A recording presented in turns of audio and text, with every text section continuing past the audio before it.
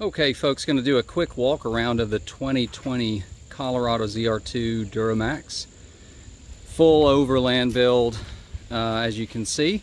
We'll go through everything we've done to it and check out the exterior, interior. We'll run the engine, etc. So you take a look at everything. Up front, we've got the CBI covert steel bumper with a Smittybilt X20 12,000 pound winch and synthetic line. Really great setup. Also got a 30-inch light bar across the front there. Fits in really nice. Really lights up the trail at night. 35 by 12.5 inch Kenda Cleaver RTs. It's a hybrid between the mud train and the all-terrain. These have been fantastic tires. Got about 17,000 miles on those tires. They look freaking brand new. I don't know, we can measure tread depth. Lots left. They're a little noisy, but obviously any MT is going to be noisy, but they're better than a full MT for highway noise. You can see the fenders are trimmed to fit the 35s. There's no lift on this truck. There's a 1-inch level. It's actually like a 5/8 inch level from 589 Fab up there on top of the strut. And you got the Multimatic suspension. The fenders are trimmed. Everybody asks this question. This is just edge trim that goes along the trim. You can see if I pull this loose that it's a little dirty under there, that the edge is painted, cut and painted, so there's no rust. This has been done for over a year. No issues there. And you can still, I cut along the, get that back on there. I cut along the line for the AEV high marks, so you could still put those on. I like the look of a lot more minimal. Just, you know, it kind of disappears to the edge there. Obviously, we've got the Duramax 2.8 liter turbo diesel. Super great motor. Still with this kit fully loaded for a camping trip last weekend. Did 300 so miles, 20 miles a gallon for the full trip. I've got these Cali raised LED ditch light pods. They've got the side lights and the front lights. These things are amazing for lighting up the sides of the road and trail. Very specifically, I use these even around town at night at dusk. You will never not see that deer that's about to jump out in front of you, which is great. But obviously lighting up the trail is pretty amazing too. Didn't mention this, but obviously there's some love taps to these KMC Grenade I think they're XD135 Grenade wheels. Got some love taps. This is the worst wheel. The spare is perfect because I've never had to use it. Hooray, cleavers. The spare rim is perfect, so if you want to swap it on, you could. That ring may be replaceable too. I don't know. I've never bothered with it because I like the look of a little bit of character from the trail. You can see this rim does have a very small mark there as well. Let's take a look down the side here on the paint. Looking for scratches, pinstripes. I think this side of the truck is pretty darn clean. Let's see it focus here with that sunlight. I'm just looking. I know the camera's not showing this. If I find one, I'll show it. I don't see anything on this side. Let's just go around to the back. I'll show the rack in a second. Let's go down this side. We do have some pinstripes over here somewhere. Here we go. Under the door handle, you can see little pinstriping down the door handle itself and underneath the door handle. Obviously, almost certainly that would buff out if you want. Moving down, there will be more here. Here's another one right here. Doesn't look like a pinstripe, just some other piece of debris. Here's one. You can see it swoop through here, right? You can see pretty good pull and onto the tail light a little bit. But again, it's an off-road truck. It's gonna have some character like that. I think it disappears everywhere. Here's some more down here on this edge. I think it disappears, but if you wanted to buff that out, I'm sure you could. Let's check this rim. Got a little bit of a rash on this side and up here along the outside of the rim, twisting past a rock there. Everything else looks good. Okay, last rim. Here we go. Got some love taps up here for sure. Okay. Some over here. Let's check out the bed rack. This is a Cali raised rack. It is currently configured at full height. I'll talk about the spare tire mount in a minute. I do also have, comes with the truck, the standard height or mid height arms. You can reconfigure to mid height to bring that tent down at about cab height. I do really like that cab height tent mount, but I was looking for a way to mount my spare without a swing out on the bumper, and I don't want to use one of the hitch swing outs for various reasons.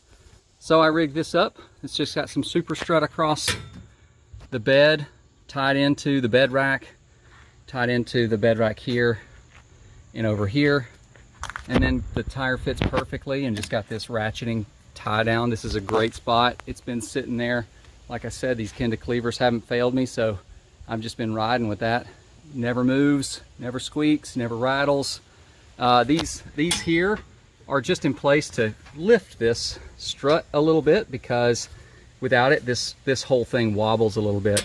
You could try to do something stiffer than this super strut if you want, but this works out great. This is also a nice little spot. Every once in a while I throw a piece of scrap plywood in here and bolt it down. Use it for firewood loading, throw in other, dry bags and things like that. It's actually a pretty convenient little cargo spot there.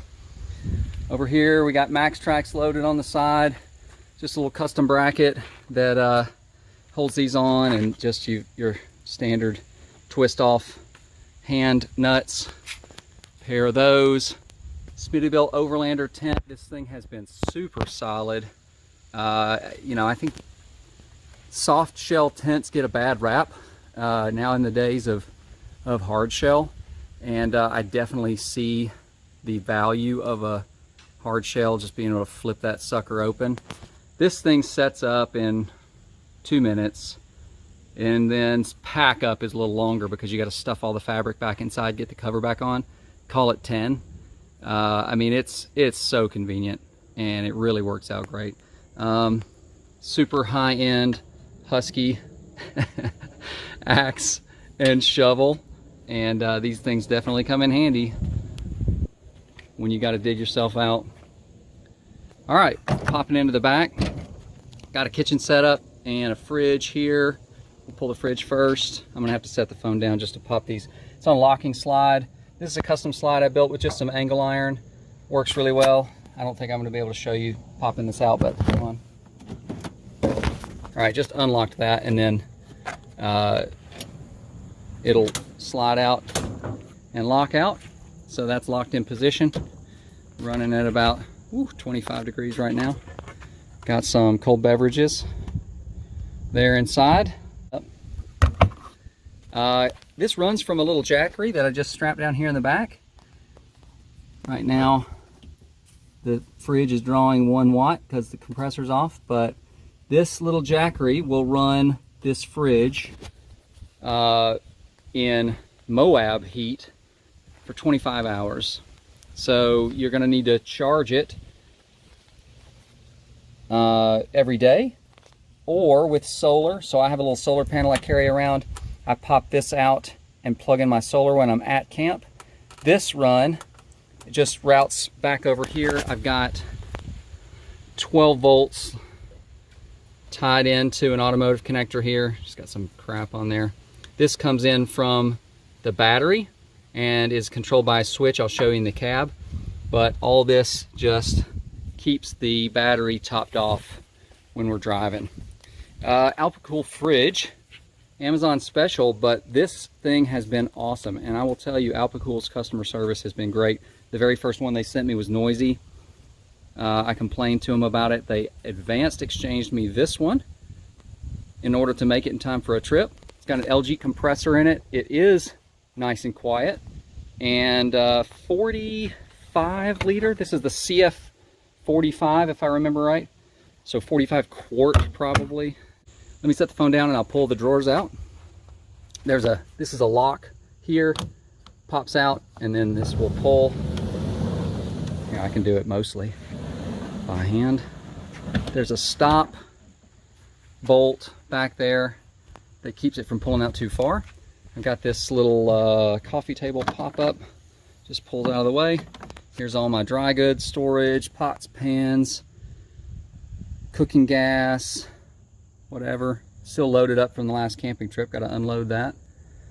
Got your off-road recovery stuff here, strap, bottle jack, the hitch receiver, that's really probably for somebody else. I've used that to pull other folks out. Various parts and pieces in there. This drawer will hold a ton of weight, but I've got it on not a drawer slot. I've just got these steel bars that go back through there. And these bearings, if you can see in there, there's a top set and a bottom set. The bar runs between the bearings, runs nice and smooth. But what happens with you've got it so loaded up that it's real heavy. It just pulls down on that. It pulls up on the box and down on those bearings. They've lasted 2 years on this with no issues, but you can see the drawer does come down below level. It's not sitting on the bed. You can see it is holding its weight. But what I do is I take a little block, keep this block in the bed, and I just prop it up here just so I have a level surface. This will be fine, but to have a level surface so that my grease doesn't run in the pan when I'm cooking, etc. Let me show you. I'm just going to put it right under here. I'll show you when I'm done. There you go. I just throw a block under there. Keeps it just a little more level.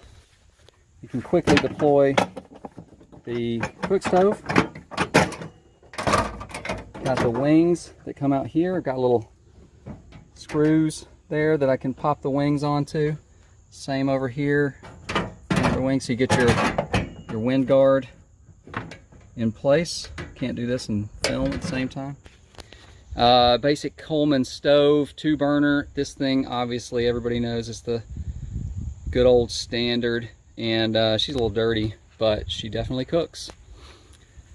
And I've got my kitchen drawer here. Whew, that is a mess from the trip, but this helps me keep pretty organized. I got my cooking gear in here.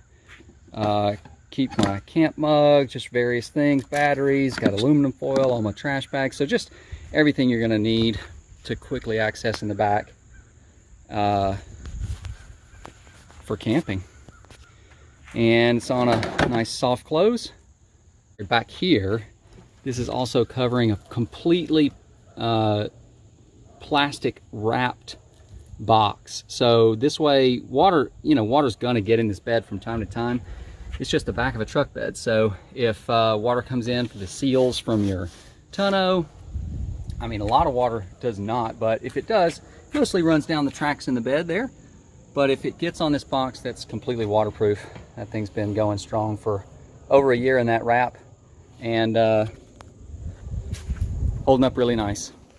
I think that's everything on the exterior that I can think of. Oh, let's talk about, forgot to talk about gears and armor.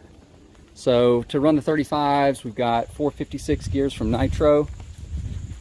Front and rear diff, obviously. And then armor, you can see we got, let's see if we can't get a good shot from here. This is a ZR2 front plate. You can see some nice rash there. Doing good protection. This is an aluminum plate for the ZR2, but holds up really, really well. Then you have the boron steel from AEV, that those cross pipes that protect the transmission, and transfer case is behind that. Here's your transfer case skid again. I do not have the fuel skid from AEV, but no issues so far. Got the diff skid, which is nice. protection, and the shock skids. These are essential on this truck. Those shock mounts hang way low unless you relocate them, which some people do, but that armor has held up. I have definitely hit them, and that one you can see maybe there's a little tiny bit of surface rust on the front because it's getting scuffed. Just hit that with a little paint to keep it fresh, but that's what's going on back here. ZR2 is rated to tow 5,000 pounds. The standard Colorado Duramax will tow 7,200, I think, so they derate it for suspension work and for temperature, apparently, for airflow. On the lifted truck, I do not tow with the truck, but I did tow a buddy out of the Ozarks across 3 rivers, and she did great. All right, let's take a look at the interior. I forgot about these black Colorado badges and the black Duramax badge. Just little touches. Let's hop in. Got the all-weather mats. These actually moved over from my GMC Canyon, so they do not say ZR2, but they are exactly the same size as the Chevy ZR2. And let's see, leather looking good. Sometimes you'll see these bolsters worn out. This one is not at all. But you can see I've got the, I think it's Centrex little console divider. This giant cavern of a console is useless if you don't get this thing. Quick view of the interior. Of course, you've got the ubiquitous Overland patches. Why not? This is a custom switch setup I did, but it goes in exactly where the sunglass holder was. And it's bolted into this here, so it's nice and solid. And I'll show you the switches there in a second. In the back, standard, got some storage underneath. I'll show that. Obviously everything nice and clean. Leather is in great shape. You've got the seats pop down. Actually, pretty decent amount of storage back here. I've got a tire repair kit and just a cargo blanket for protecting things from time to time stuffed in there. Maybe a towel or something is in there. Just, it's actually pretty convenient to have that storage back there. But the good storage is, I don't know if I can do it one-handed. Let me see. Under the seat here, and that clicks up. This does not look like a ton of storage, but it actually does hold quite a lot. I just got bits of rope and tie downs, rain jacket, emergency stuff. This is the compressor. I usually do keep a battery jump box in here as well. The other side flips up also. Quick deflator, gloves, toe straps, tie down straps, etc. All right, first thing in the morning, we're gonna do a little walk around of the engine bay, do a cold start. So we've got the Duramax 2.8 liter turbo diesel. I'm gonna just hold my hand down here so you can see. It's definitely cold. We'll do a quick cold start. I mean, it's a 2020. Probably it should cold start right. There we go. Starts right up. Got 38,581 miles on the clock. Most recent 50 miles, 8.9 miles a gallon. This is 314 miles on the latest trip, 19.7 miles a gallon. That was up to Virginia and back for a weekend, and a little bit around town as well, almost 20 miles a gallon there. Lifetime on the 35s and gears, 18,457 miles. I have not reset this since I got the tires and gears, and 18.3 miles a gallon lifetime. Pretty good. I do quite a bit of around town driving, you know, not quite a 50-50 mix of highway, so really great fuel mileage.